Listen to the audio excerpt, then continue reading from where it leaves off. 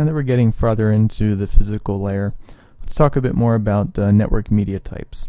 So we've mentioned some of them before. One of those is copper. And there are many different types of copper media. It's transmitted using electrical pulses.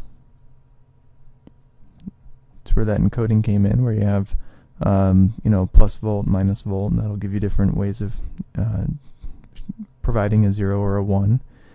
But the problem with copper, with electrical pulses, is interference.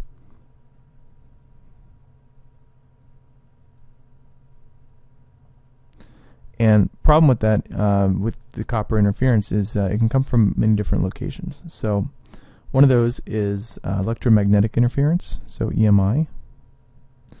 Another one of those is radio frequency interference, that's RFI. And we also have crosstalk.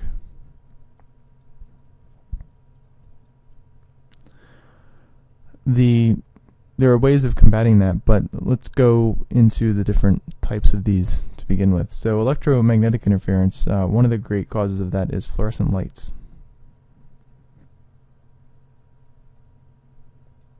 It also depends on what environment you're in, but one of those is fluorescent lights. If you're in an office building that has one of those drop ceilings and those fluorescent lights are up in the ceiling, those tubes, if you did not have a properly run set of cables, your cables are potentially laying on top of those fluorescent lights, and those fluorescent lights are going to cause EMI interference in your cables.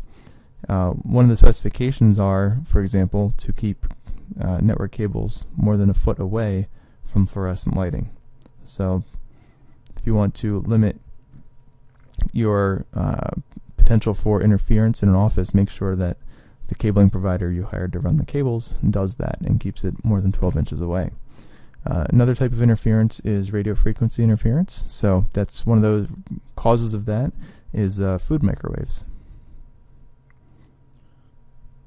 So, or any sort of radio interference. Maybe you're in a building that's directly next to a giant radio tower or something like that. That could cause it as well. And then we have crosstalk. So crosstalk is caused by wires picking up electrical signals from the adjacent wires. So we'll say nearby cables.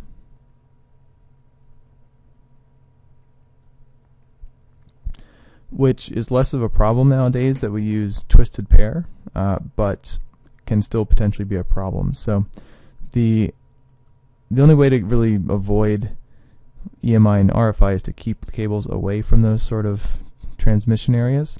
Crosstalk, though, we can combat that by twisting our wires together, which will cancel out some of that crosstalk. So what we do is we use UTP and STP. Most common type is UTP, that's unshielded twisted pair, and STP is shielded twisted pair. So unshielded twisted pair looks like this. We have a number of pairs of wires that are color coded for us, and then we have just a vinyl PVC type coating to it, and it's just got a cover. And that just protects it from the elements and being drugged through ceilings and walls and such. And then we have a little bit of plastic coating to these copper conductors, which are solid conductors, and then the electrical signals pass to and from on these different pairs of wires. We also have shielded twisted pair, which looks like this. So it looks basically the same types of wires and everything, same twist rate usually, but we have a little bit of foil that gives us a shielding to the outside world. And then this one also has some plastic covering and like a ground wire and stuff. And this here is actually a strengthening set of fibers. Sometimes it can be like a paper type looking thing, or it might be like a little fiber optic looking bit like this. And that's meant to just give the cable strength when being pulled through a wall or something like that. It doesn't tug on the actual copper and stretch it out or something. So we have unshielded, which is the most common and the cheapest, and then we have shielded. Most likely you're going to encounter unshielded in the field. Unless you're in a very specific environment, you're not going to need shielded due to its cost and difficulty in properly grounding it and such. It's just easier to use unshielded, and you get good results from that usually. We also have coaxial. which also referred to as coax, used for cable TV installations and such. So a coaxial looks something like this. So you have a copper conductor, a single solid copper conductor, you have a plastic coating to it, you have a copper mesh around it, and then you have like your vinyl covering around the outside. So this gives us environmental protection. This gives us some separation between the copper conductor and the copper shielding, and then this will be grounded off to something at the termination points. The problem with this, though, is you only have one conductor used for sending and receiving, so you have one wire essentially. And this was actually the standard cable, and it was called thick net back then, and then there was thin net and different versions of it for different sizes of the cables as they came about. But this was the original cable used in Ethernet, and they would actually have T-junctions where we would terminate these with B and C connectors and such. And that was actually how the whole bus of Ethernet came to be. It wasn't just a logical bus, but it was actually a physical bus. So you know how I've drawn that out before, where it would look something like this, and you'd have these little T-junctions. This would actually be terminated here and here, and then you would have the computers connected with these coax cables. And then here, at these junctions, would be little B and C or other type of T connections. And then each of these wires is a coax connection. So that's a coax with a little T connection, and then this would be like a termination to make sure the signal bounces correctly inside the wire. And so that was the actual original Ethernet cable, and then we upgraded ourselves to UTP.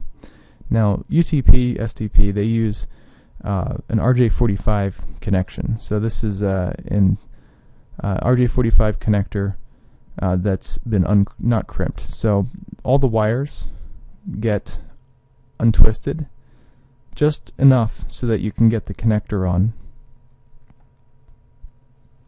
and you stick it in this side. You make sure you trim the wires to the proper the proper way so that they're all flat. You get them into these little slots. They go underneath this copper pin essentially, and they get shoved up right against here, and you'll actually be able to see the color of the wires through these little spots here.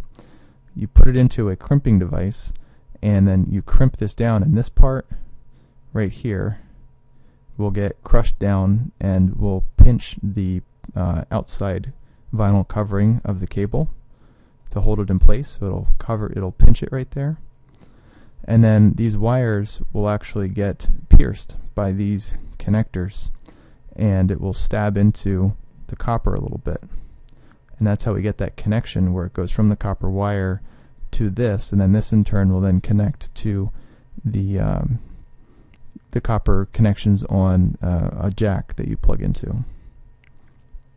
That's a great skill to learn if you go through CCNA in a physical location. Hopefully they'll go over this and you'll actually make your own cables. It's a great skill to learn, and it really gets your mind into how the physical layer actually works. RJ45, and there's other types of RJ connectors. There's RJ11 and such used for phones and that, but RJ45 is used for our unshielded twisted pair. There's different types of unshielded twisted pair too. There's different categories. So we have, for example, Cat5, Cat5e, and then we have others like Cat6 and Cat6e, Cat6a, sorry. And they go on, and we have Cat7 coming out and things like that. But this is what you'll see most often. So Cat5 was been around for quite a while. It was designed for more of the 100 megabit type range. Cat5e can support up to a gigabit, and then so on. And 6 also supports a gigabit, but of a better quality, and you get the idea there. So the greater the category of a cable, the greater speeds it supports, the greater quality of the connection. So it might have an additional twist rate in there, it might have higher quality components, things like that. And actually in a Cat6, for example, if you were to dissect a Cat6 cable, you'd see some of them actually have this, where there's like a plastic plus in there, and then each pair is physically separated from each other by this like plastic plus. And then there's other strengthening materials in there as well, but that's something that's common to see on occasion, and although not all of them do.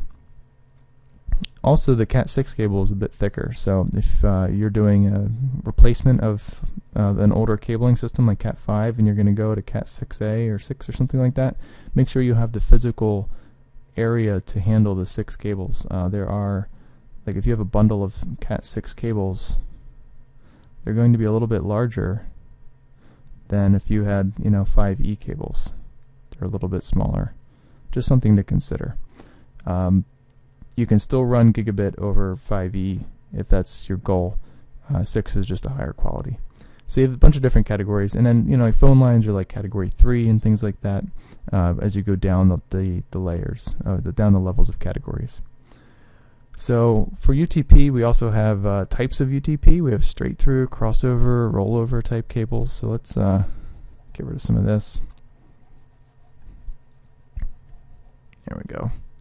So we have different types of UTP. We have straight through, and we have crossover, and then we have rollover. So with a straight through cable, it's the most common. It's used for connecting most devices, such as like a host to a switch. So if you have an end device and you're connecting into a switch of some kind, so there's your end device and you connect into the switch, you're going to be using a straight through cable. A crossover, we'll just say end to switch. A crossover is used to connect similar devices together, such as a host to a host, or a switch to a switch, or something like that. And that has to do with the sending and receiving of bits and signals.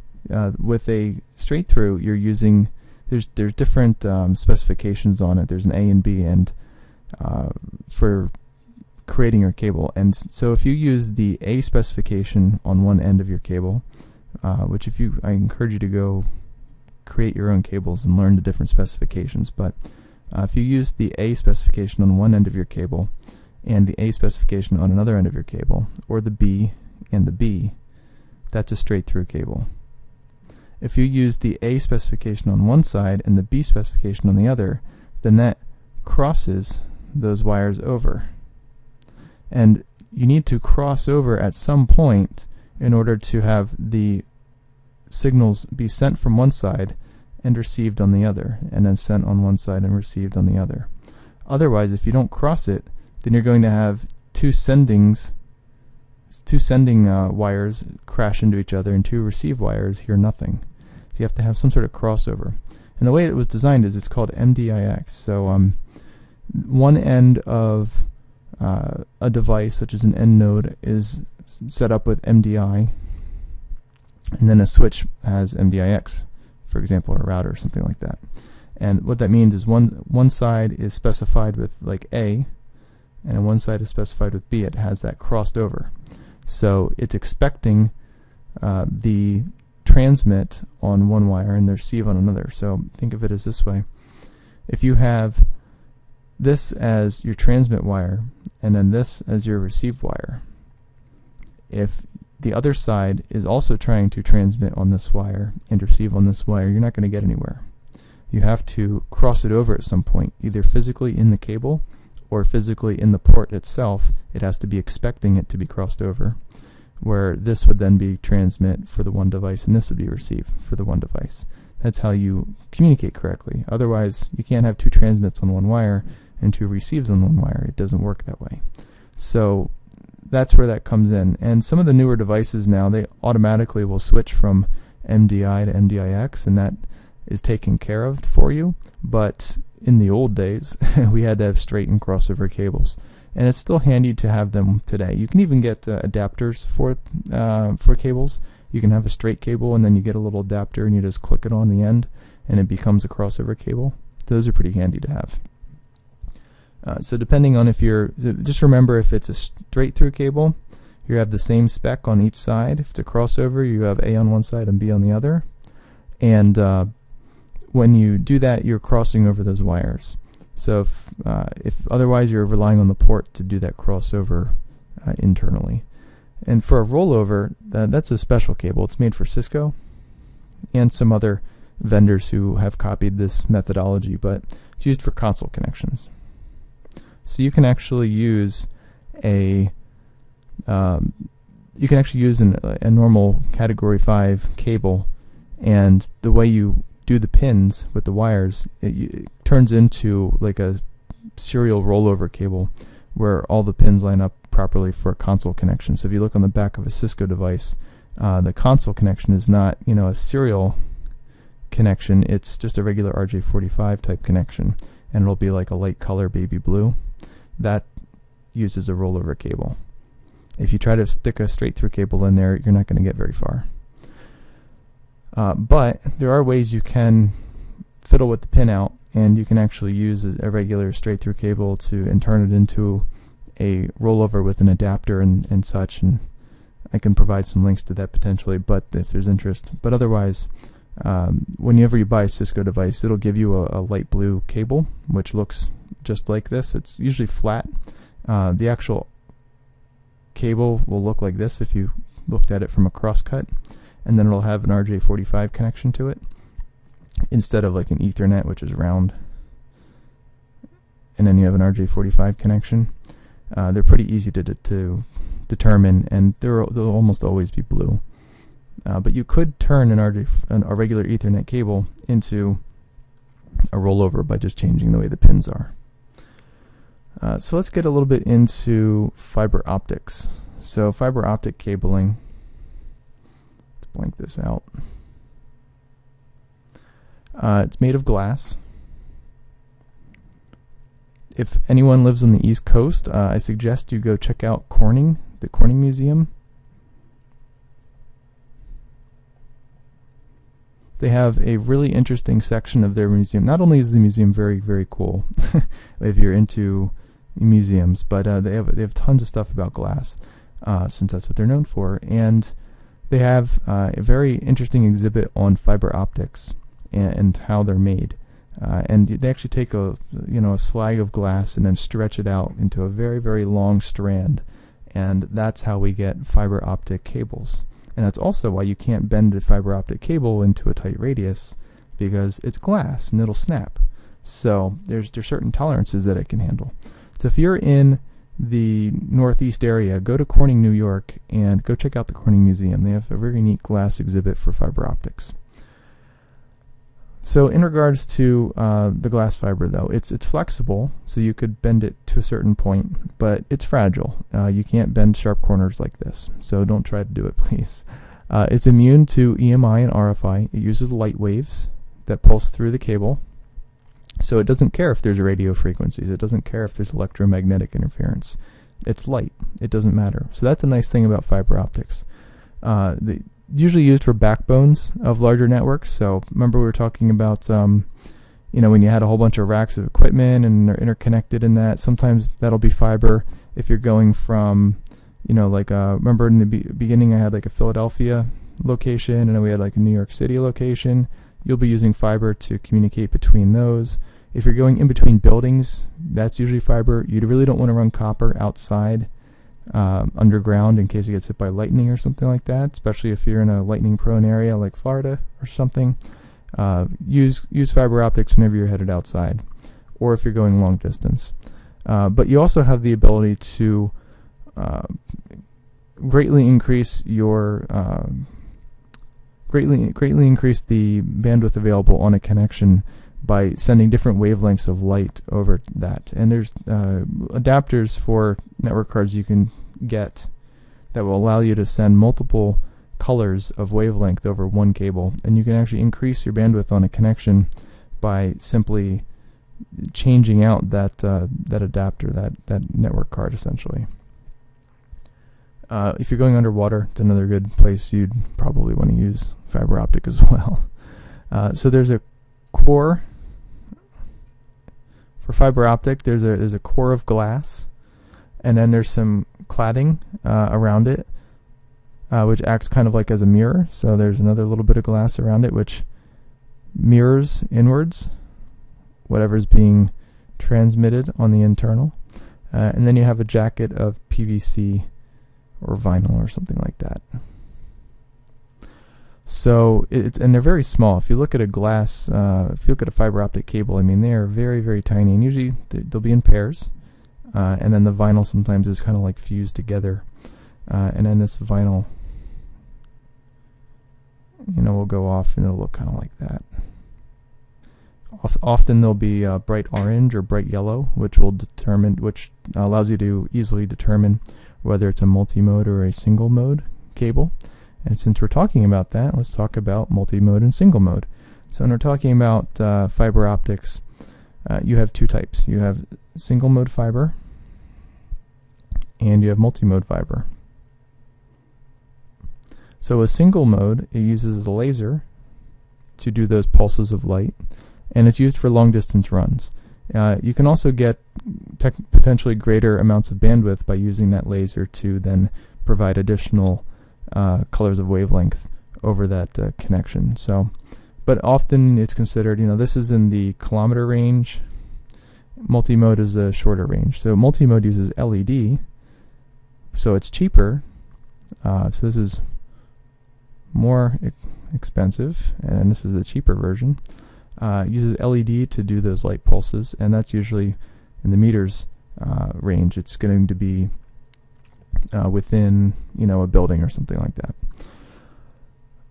Although with multi-mode you have a larger glass, it's actually a larger piece of core glass, whereas a single mode is a little bit smaller.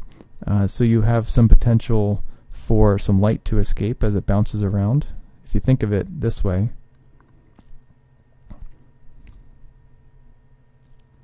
as the light travels down, it's going to bounce a little bit in between here. That's where that cladding comes in, where it reflects it back in towards the core.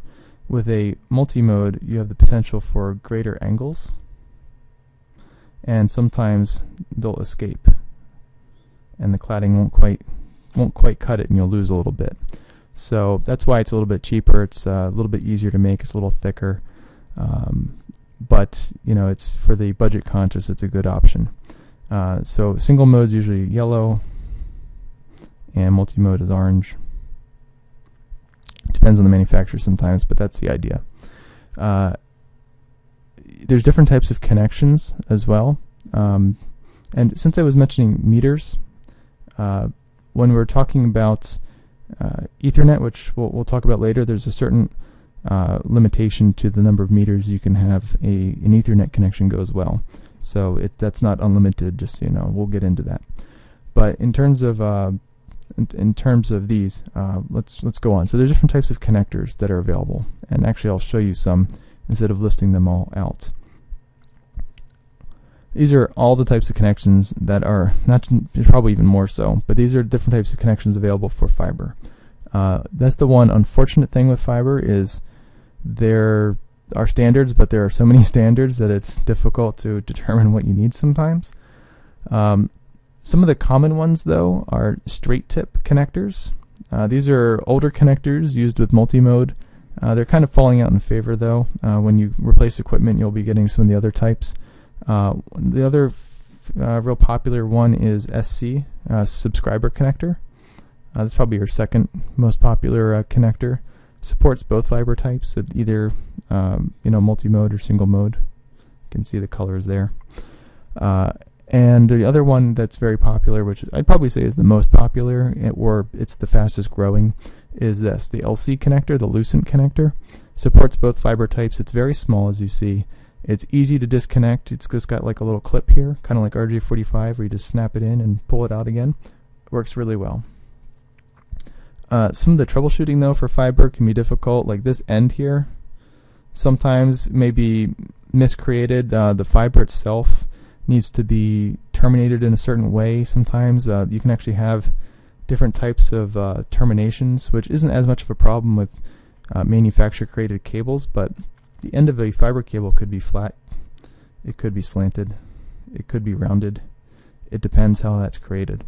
and what's needed by that connector. So you might have the wrong type of termination on a cable. The alignment of the other cable might be off. The amount of spacing between the other cable might be off. The finish might be off, as I mentioned. So sometimes you'll run into these problems that you don't have with copper, whereas with copper it's just if it touches you have a signal. Here it's more finicky, so it's a bit more difficult to troubleshoot sometimes. But if you have a high quality cable installer come in and create custom fiber cables for you, it'll probably be okay. Or if you get manufacturer cables, you'll probably be fine as well. It's more of an issue back in the day, but you still have problems today too. So for wireless media, let's start diving into that a little bit. We'll blank this out again, and we'll go over a little bit of wireless. So with wireless media, coverage is really dependent on the frequency used and the material that you're going through. So the two that are most common right now is 2.4 and 5 gigahertz. So 2.4 has the ability, this is going to be a wall, 2.4 has the ability to travel through walls more. 5 gigahertz has a problem, and it'll stop sooner. The higher the gigahertz, the more line of sight it's dependent on. The lower the frequency, the greater penetration it has.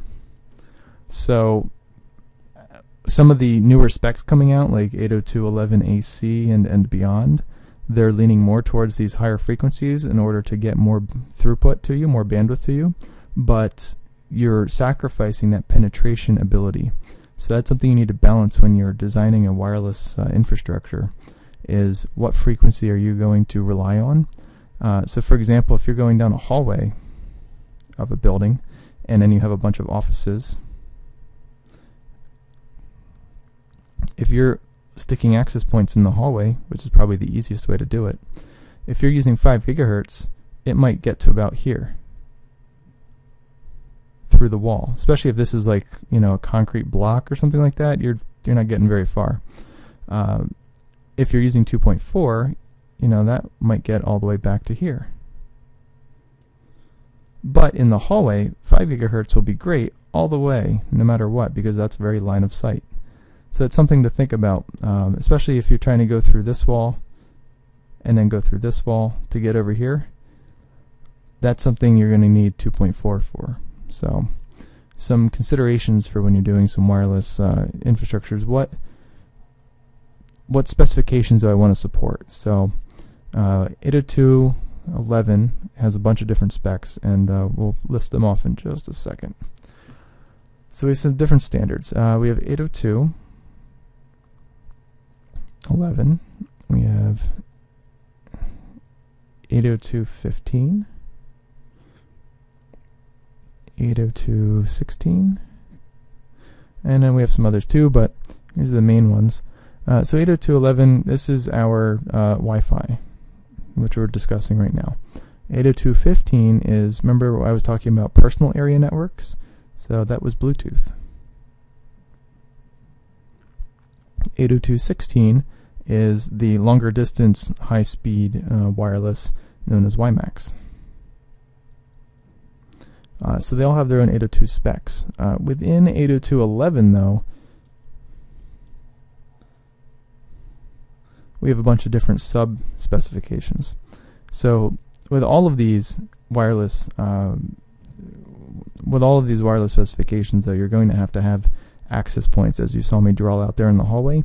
You need some sort of way of allowing these remote devices to connect into these wireless networks. And within 802.11, you have a bunch of different sub-standards that define different speeds, and you're going to need different access points for these different standards that you want to support. So let's list these off. So we have 802.11a. I'll just write the A's, B's, and C's. So we have A, B, G, N, and we have AC now, which is new, and then we have AD, which is even newer. So Let's list these off. A runs off of what I'm drawing there, 5 gigahertz. We have B, which runs off of 2.4. We have G, which runs off of 2.4 as well. We have N, which runs off of either, although usually it runs off of 2.4. Sometimes it'll be on 5, but and then we have 802.11 AC, which is 2.4 and 5. You don't have an OR.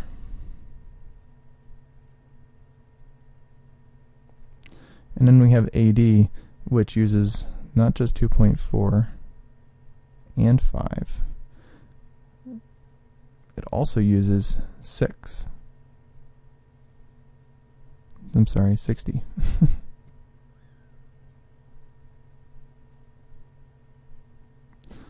So we have all these different specifications, and they're all meant to give you greater speeds and greater bandwidth for communications with wireless clients, because that's always a problem with that spec. Remember, we're talking about CSMA/CA being inherently slower. You're dealing with radio waves. It's a bit more difficult of environment to live in. So this one, A, provides us 54 megabits per second. And we have B, which gives us 11 megabits per second. See how we dropped in speed because we switched from 5 to 2.4? But then they learned how to do different types of encoding and multiple in, multiple out, MIMO technology and things like that. So it started to go up from there then, and we matched again with 54 megabits per second. With N, we have 100 to 600. It kind of depends. And if you're in a bad area, it might be even less, but somewhere in the 100 to 600 megabit per second range. AC gives you somewhere in like the 250 to 1.3 gigabit per second. So it's almost gigabit speed. N is usually in like the half gigabit speed. And then AD is what's also called YG, so Y-gig, because it provides us up to about 7 gigabits per second. So this one's actually pretty nice for speed, but you have to be line of sight to achieve it. So there's all these different specifications. Right now, most modern networks are running N. Some of the more legacy networks are running G and B. I'd say the majority are on G right now and switching to N. And then you'll see this just came out. AC was released, I believe, last year. It finally came out of draft form. So that will now become more popular. So you'll see these changing over the years. A lot of these are backwards compatible. So for example, if you have an N router, if it's running on 2.4 mode, it can also run G quite often and B. So you could support any sort of legacy device that's running off B, G, or N because it's on the same radio, same 2.4 gigahertz. A is not usually considered backwards compatible, and it's so old, it's not usually used. There was even an original spec that didn't have a letter. It was just 802.11, and that was preceded all of these actually. So that's some basics on the wireless side of things, and then we'll start getting into topology from here, and referring to this transition from our physical media types to topology. In regards to the wireless, I mentioned access points a few times. For access points, unless you're in a home situation, access points are relatively dumb. They don't provide services like DHCP that we've been talking about, or routing or anything like that. Only in home situations usually do you run into a device that runs wireless. It also runs DHCP, it also runs routing, it does all that. It's usually recommended not to take a home wireless router and slap it into a business network. You need to get a specific wireless access point for that business need. And the wireless access point only provides radio frequency communications to clients, and converts it into wired Ethernet that then backhauls to your backbone. and then from there they'll then retrieve DHCP information. They'll do their routing with the routers you have and things like that. So a wireless access point is not the same as a wireless router. So please know the difference between those. Wireless router that you have at home does a lot more things. So from here we're going to go into topology and start moving on into some details on Ethernet and such.